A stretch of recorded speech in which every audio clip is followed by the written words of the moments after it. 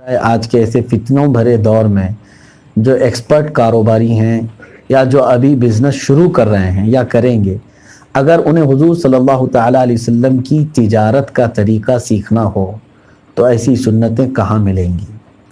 میں آپ کو بتانا چاہتا ہوں، حضور کریم صلی اللہ تعالیٰ علیہ وسلم بہترین تاجر تھے۔ آج مجھے عرض بھی کرنا تھا آپ کو ایک بات کہ آج جو 10 رمضان ہے، ہم سب کی ماں سیدہ خدیجۃ الکبریٰ رضی اللہ تعالیٰ عنہ کا آج یوم وصال بھی ہے۔ 10 رمضان کو ام المومنین سیدہ خدیجۃ الکبریٰ رضی اللہ تعالیٰ عنہ مکہ کی سب سے بڑی تاجرہ تھیں۔ آپ کو سیدۃ التجار کہتے تھے، تاجروں کی سردار، اور آپ کا ہی مال لے کر کے میرے آقا صلی اللہ علیہ وسلم تجارت پر جاتے تھے۔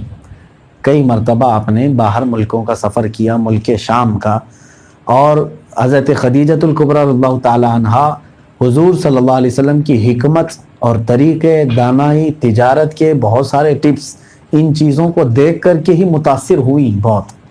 باقی دیگر اسباب بھی تھے، اور اس کے باوجود سیدہ خدیجۃ الکبریٰ رضی اللہ تعالیٰ عنہ کو اس زمانے میں بڑے بڑے سرداروں نے نکاح کا پیغام بھیجا تھا۔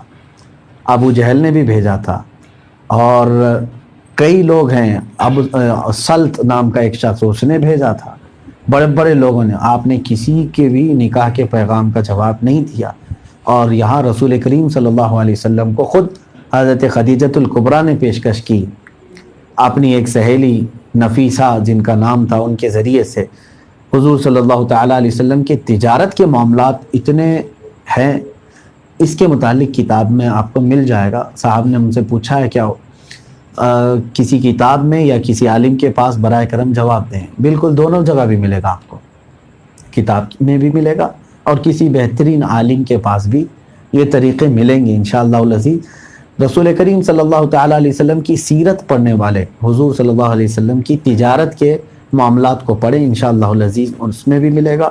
اور خاص طور پر آپ کو اگر بہت ساری چیزیں تجارت کے معلوم کرنا ہو تو فقہ اسلامی پڑھنا ہوگا آپ کو، کیونکہ ہمارے ہاں جب عالم کورس کی کتابیں پڑھائی جاتی ہیں تو ایک کتاب ہے ہدایہ، کتاب فقہ کی بڑی کتاب، فقہ حنفی کی، ایک اس کی 2 جلدیں ہیں، بڑی بڑی 2 پارٹ ہیں۔ ایک جلد میں نماز، روزہ، حج، زکوٰۃ سب معاملات آ گئے ایک جلد میں، اور دوسری جلد میں پورے کے پورے بیع و شراء یعنی خرید و فروخت تجارت کے سارے معاملات اس میں ہیں۔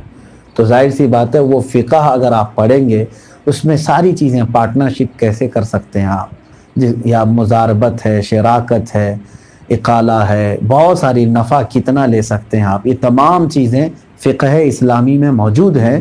آپ چاہے تو وہاں سے حاصل کر سکتے ہیں۔ میں سمجھتا ہوں کہ ایک بہترین ایکسپرٹ تاجر بننے کے لیے اس کو فقہ اسلامی سیکھنا چاہیے، اسے پتہ چل جائے گا کہ کیسے تجارت ہوتی ہے۔ اور تاجروں کے لیے مبارکبادی بھی ہے۔ میرے آقا صلی اللہ علیہ وسلم نے فرمایا، امانت دار تاجر جو کبھی تجارت میں جھوٹ نہیں بولتا، قیامت کے دن وہ میرے